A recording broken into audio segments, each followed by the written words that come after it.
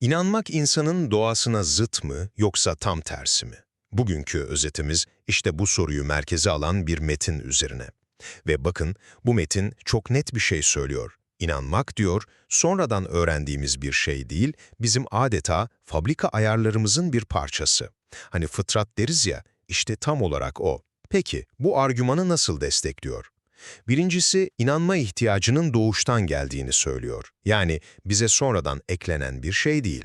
Hatta Hz. Muhammed'in her çocuk fıtrat üzere doğar sözüyle de bu düşünce pekiştiriliyor. Anlayacağınız, inanmak doğamızla çelişmiyor, aksine onunla bir bütün halinde. Hani içgüdüsel olarak hepimiz sığınacak bir güç ararız ya, işte o mesele.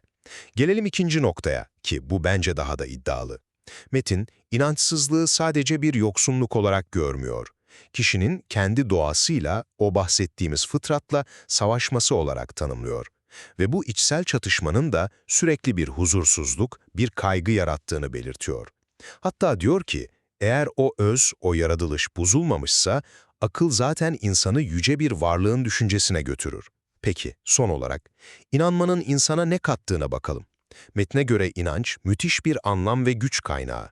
Düşünsenize, sizi duyan, gören ve şah damarınızdan daha yakın olan bir gücün varlığını hissetmek. Bu yalnızlık hissini yok ediyor, zorluklar karşısında size bir dayanma gücü veriyor ve tabii ölümden sonrası için bir umut kapısı aralıyor.